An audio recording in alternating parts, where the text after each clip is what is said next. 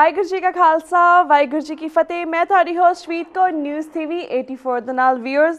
ਜਦੋਂ ਤੋਂ ਭਾਰਤ ਸਰਕਾਰ ਨੇ ਆਂਧਰ ਪ੍ਰਦੇਸ਼ ਤੋਂ ਅਲੱਗ ਤੇਲੰਗਾਨਾ ਸਟੇਟ ਬਣਾਉਣ ਦਾ ਫੈਸਲਾ ਕੀਤਾ ਹੈ, ਆਂਧਰ ਪ੍ਰਦੇਸ਼ ਦੇ ਬਹੁਤ ਸਾਰੇ ਹਿੱਸਿਆਂ ਵਿੱਚ ਖਾਸ ਤੌਰ ਤੇ ਕੋਸਟਲ ਰੀਜਨਸ ਵਿੱਚ ਲਗਾਤਾਰਤਾ ਨਾਲ ਹੜਤਾਲ ਤੇ ਹਿੰਸਕ ਕਾਰਵਾਈਆਂ ਹੋ ਰਹੀਆਂ ਹਨ।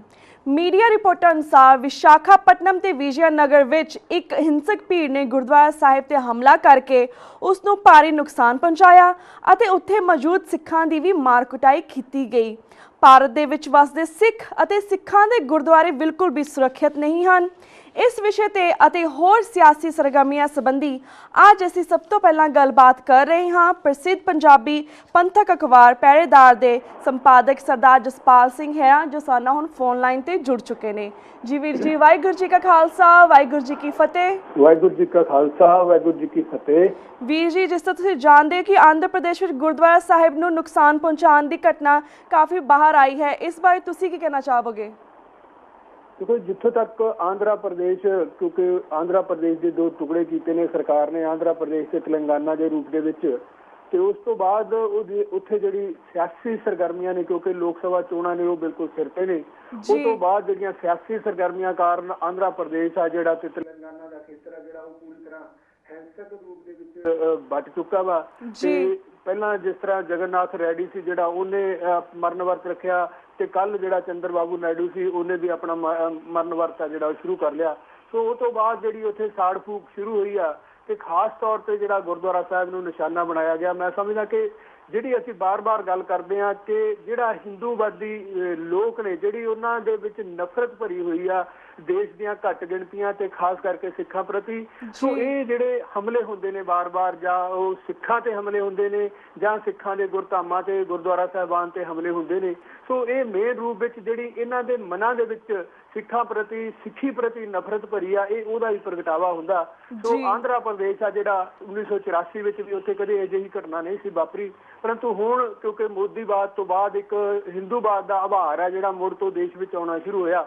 ਸੋ ਉਹ ਆਭਾਰ ਦਾ ਇਹ ਜਿਹੜਾ ਮੈਂ ਸਮਝਦਾ ਕਿ ਪ੍ਰਤੀਕ ਆ ਕਿ ਆਂਧਰਾ ਪ੍ਰਦੇਸ਼ ਦੇ ਵਿੱਚ ਜਿਹੜਾ ਸਿੱਖ ਗੁਰਦੁਆਰਾ ਸਾਹਿਬ ਸੀ ਉਹਨੂੰ ਉਹਨਾਂ ਨੇ, ਜਿਹੜੀ ਹਿੰਸਕ ਭੀੜ ਸੀ ਉਹਨੇ ਨਿਸ਼ਾਨਾ ਬਣਾਇਆ। ਗੁਰਦੁਆਰਾ ਸਾਹਿਬ ਦੇ ਅੰਦਰ ਜਾ ਕੇ ਉਹਨਾਂ ਨੇ ਗੁਰਦੁਆਰਾ ਸਾਹਿਬ ਨੂੰ ਨੁਕਸਾਨ, ਗੁਰੂ ਗ੍ਰੰਥ ਸਾਹਿਬ ਨੂੰ ਨੁਕਸਾਨ ਪਹੁੰਚਾਉਣ ਦੀ ਵੀ ਕੋਸ਼ਿਸ਼ ਕੀਤੀ। ਚਲੋ ਉਸ ਤੋਂ ਬਾਅਦ ਜਿਹੜੇ ਉੱਥੇ ਰਹਿ ਰਹੇ ਸੇਵਾਦਾਰ ਸੀ ਉਹਨਾਂ ਦੀ ਵੀ ਮਾਰਕੁੱਟ ਹੋਈ।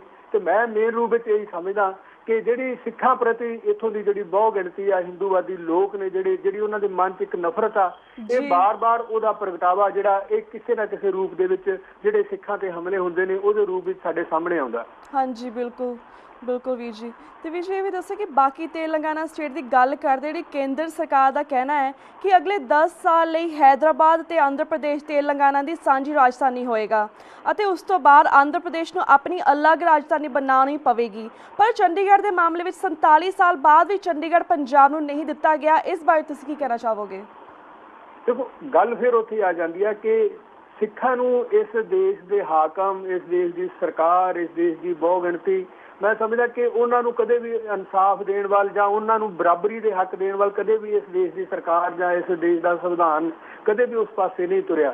ਸੋ ਪੰਜਾਬ ਦੇ ਟੁਕੜੇ ਕੀਤੇ ਗਏ, ਚੰਡੀਗੜ੍ਹ ਨੂੰ ਜਿਸ ਤਰ੍ਹਾਂ ਹੈਦਰਾਬਾਦ ਨੂੰ ਸਾਂਝੀ ਰਾਜਧਾਨੀ ਰੱਖਿਆ ਗਿਆ, ਚੰਡੀਗੜ੍ਹ ਨੂੰ ਸਾਂਝੀ ਰਾਜਧਾਨੀ ਰੱਖਿਆ ਗਿਆ, ਪਰੰਤੂ ਅੱਜ 47 ਸਾਲ ਬੀਤ ਜਾਣ ਦੇ ਬਾਵਜੂਦ ਚੰਡੀਗੜ੍ਹ ਪੰਜਾਬ ਨੂੰ ਦੇਣ ਵੱਲ ਇੱਕ ਵੀ ਕਦਮ ਨਹੀਂ ਪੁੱਟਿਆ ਗਿਆ।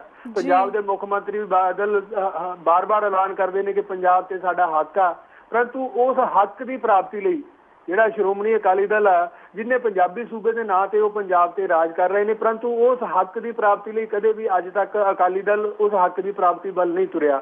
ਸੋ ਜਦੋਂ ਅਸੀਂ ਖੁਦ ਹੀ ਚੰਡੀਗੜ੍ਹ ਲੈਣ ਵੱਲ ਨਹੀਂ ਤੁਰਦੇ, ਆਪਦੇ ਹੱਕ ਦੀ ਪ੍ਰਾਪਤੀ ਵੱਲ ਨਹੀਂ ਤੁਰਦੇ, ਤਾਂ ਇਸ ਦੇਸ਼ ਦੇ ਹਾਕਮ ਜਿਹੜੇ ਪਹਿਲਾਂ ਹੀ ਸਾਨੂੰ ਉਸ ਲਾਈਨ ਵਿੱਚ, ਸਾਨੂੰ ਆਪਣੀ ਬਰਾਬਰੀ ਵਾਲੀ ਲਾਈਨ ਵਿੱਚ ਖੜਾ ਹੀ ਨਹੀਂ ਕਰਦੇ, ਤੇ ਉਹਨਾਂ ਨੇ ਸਾਨੂੰ ਜਿਹੜੀ ਸਾਡੇ ਹੱਕ ਨੇ ਉਹ ਕਿਵੇਂ ਦੇਣੇ ਨੇ? ਸੋ ਸਿੱਖਾਂ ਨਾਲ ਇਸ ਦੇਸ਼ 'ਚ 2 ਨੰਬਰ ਦੇ ਸ਼ਹਿਰੀ ਦਾ ਸਲੂਕ ਹਮੇਸ਼ਾ ਕੀਤਾ ਜਾਂਦਾ ਤੇ ਅੱਜ ਵੀ ਕੀਤਾ ਜਾ ਰਿਹਾ। ਨਾ ਸਾਡੇ ਲਈ ਇਨਸਾਫ ਆ, ਨਾ ਸਾਡੇ ਲਈ ਬਰਾਬਰੀ ਆ। ਸੋ ਇਹ ਜਿਹੜਾ 47 ਸਾਲ ਬੀਤ ਜਾਣ ਦੇ ਬਾਵਜੂਦ ਸਾਡੇ ਸੂਬੇ ਨੂੰ, ਪੰਜਾਬ ਸੂਬੇ ਨੂੰ ਉਸ ਦੀ ਰਾਜਧਾਨੀ ਪ੍ਰਾਪਤ ਨਹੀਂ ਹੋਈ, ਸਗੋਂ ਹੌਲੀ-ਹੌਲੀ ਚੰਡੀਗੜ੍ਹ ਨੂੰ ਵੀ ਪੰਜਾਬ ਤੋਂ ਖੋਹਣ ਦੇ, ਪੰਜਾਬ ਦਾ ਹੱਕ ਚੰਡੀਗੜ੍ਹ ਤੋਂ ਖਤਮ ਕਰਨ ਦੇ ਯਤਨ ਨੇ ਜਿਹੜੇ ਉਹ ਨਿਰੰਤਰ ਜਾਰੀ ਨੇ। ਸੋ ਅੱਜ ਹੁਣ ਜਿਹੜੀ ਨਵੇਂ ਚੰਡੀਗੜ੍ਹ ਦੀ ਗੱਲ ਕੀਤੀ ਆ, ਇਹ ਵੀ ਇੱਕ ਗਿਣੀ ਮਿਥੀ ਸਾਜ਼ਿਸ਼ ਹੈ ਕਿ ਨਵਾਂ ਚੰਡੀਗੜ੍ਹ ਆ ਜਿਹੜਾ ਉਹ ਬਰਾਬਰ ਖੜਾ ਕਰਕੇ ਹੌਲੀ-ਹੌਲੀ ਜਿਹੜਾ ਧਿਆਨ ਆ ਚੰਡੀਗੜ੍ਹ ਵੱਲੋਂ ਪੰਜਾਬ ਦੇ ਲੋਕਾਂ ਦਾ, ਸਿੱਖਾਂ ਦਾ, ਉਸ ਪਾਸੇ ਵੱਲੋਂ ਹਟਾ ਦਿੱਤਾ ਜਾਵੇ। ਹਾਂਜੀ, ਬਿਲਕੁਲ। ਤੇ ਵੀਰ ਜੀ ਇਹ ਵੀ ਦੱਸੋ, ਜਿਹੜੀ ਬੀਜੇਪੀ ਦੇ ਪ੍ਰਧਾਨ ਮੰਤਰੀ ਪਦ ਦੇ ਉਮੀਦਵਾਰ ਨਰਿੰਦਰ ਮੋਦੀ ਦਾ ਕਹਿਣਾ ਹੈ ਕਿ ਮੰਦਿਰ ਬਣਾਉਣ ਤੋਂ ਪਹਿਲਾਂ ਲੋਕਾਂ ਲਈ ਟਾਇਲਟ ਬਣਨੀਆਂ ਜ਼ਿਆਦਾ ਜ਼ਰੂਰੀ ਹਨ। ਬਾਬਰੀ ਮਸਜਿਦ ਤੇ ਰਾਮ ਮੰਦਿਰ ਬਣਾਉਣ ਦਾ ਇਕਰਾਰ ਕਰਨ ਵਾਲੀ ਬੀਜੇਪੀ ਹੁਣ ਕਿਹੜੇ ਮੋੜ ਤੇ ਖੜੀ ਹੈ, ਇਸ ਬਾਰੇ ਵੀ ਦੱਸੋ।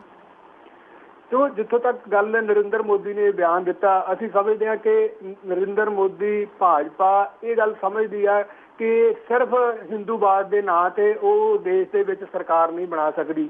ਸੋ ਇਸ ਲਈ ਉਹ ਆਪਣਾ ਮਖੌਟਾ ਵਾ, ਉਹ ਮਖੌਟਾ ਵਿਕਾਸ ਦਾ ਮਖੌਟਾ ਪਾ ਕੇ ਦੇਸ਼ ਦੇ ਲੋਕਾਂ ਨੂੰ ਗੁੰਮਰਾਹ ਕਰਨ ਦਾ ਯਤਨ ਕਰਦੇ ਨੇ। ਸੋ ਇਸ ਤਰ੍ਹਾਂ ਦੇ ਜਿਹੜੇ ਬਿਆਨ ਨੇ ਇਹ ਸਿਰਫ ਲੋਕਾਂ ਨੂੰ ਗੁੰਮਰਾਹ ਕਰਨ ਲਈ ਤੇ ਲੋਕਾਂ ਦਾ ਥੋੜਾ ਬਹੁਤਾ ਧਿਆਨ ਆ ਜਿਹੜਾ ਉਹ ਹਟਾਉਣ ਲਈ ਕਿ ਨਰਿੰਦਰ ਮੋਦੀ ਆ ਜਿਹੜਾ ਉਹ ਵਿਕਾਸ ਦਾ ਪ੍ਰਤੀਕ ਹੈ। ਸੋ ਇਹ ਦੇਸ਼ ਦੇ ਲੋਕਾਂ ਦੇ ਮਨ 'ਚ ਇੱਕ ਭਾਵਨਾ ਭਰਨ ਲਈ ਪੂਰੇ ਤਰ੍ਹਾਂ ਭਾਜਪਾ ਵੱਲੋਂ ਇੱਕ ਬਹੁਤ ਵੱਡੇ ਪੱਧਰ ਤੇ ਪ੍ਰਚਾਰ ਕੀਤਾ ਜਾ ਰਿਹਾ ਕਿ ਮੋਦੀ ਦੇ ਆਉਣ ਦੇ ਨਾਲ ਹਿੰਦੁਸਤਾਨ ਦਾ ਵਿਕਾਸ ਆ ਜਿਹੜਾ ਉਹ ਬਹੁਤ ਤੇਜ਼ੀ ਨਾਲ ਹੋਊਗਾ। ਸੋ ਇਹ ਜਿਹੜੀਆਂ ਗੱਲਾਂ ਨੇ ਸਿਰਫ ਉਸ ਪਾਸੇ ਨੇ ਕਿ ਮੋਦੀ ਨੂੰ ਹਿੰਦੂਵਾਦ ਦੇ ਨਾਲ ਉਹਨੂੰ ਵਿਕਾਸ ਦਾ ਵੀ ਉਹਦੇ ਨਾਲ ਜੋੜ ਦਿੱਤਾ ਜਾਵੇ ਤਾਂ ਕਿ ਲੋਕਾਂ ਨੂੰ ਲੱਗੇ ਕਿ ਆਉਣ ਵਾਲੇ ਸਮੇਂ ਦੇ ਵਿੱਚ ਜੇ ਮੋਦੀ ਪ੍ਰਧਾਨ ਮੰਤਰੀ ਬਣਦਾ ਤਾਂ ਦੇਸ਼ ਦੀ ਜਿਹੜੀ ਸਮੁੱਚੀ ਤਸਵੀਰ ਆ ਉਹਦੇ ਵਿੱਚ ਸੁਧਾਰ ਆ ਜਾਊਗਾ। ਹੋਰ ਇਸ ਤੋਂ ਇਲਾਵਾ ਕੁਝ ਨਹੀਂ। ਜੀ ਬਿਲਕੁਲ।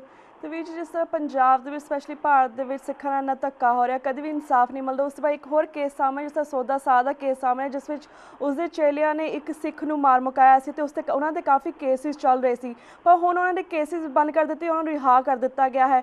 ਇਹ ਜਿਹੜਾ ਪੂਰਾ ਕੇਸ ਸੀਗਾ ਇਸ ਬਾਰੇ ਵੀ ਸਾਨੂੰ ਥੋੜ੍ਹਾ ਵੇਰਵਾ ਦਿਓ।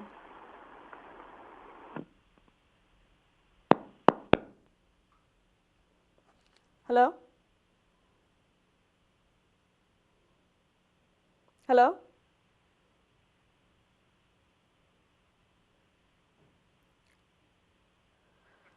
Okay, viewers, लगता है कि इतने ना phone कट गया. We'll take a short break over here. We'll be right back after a short break.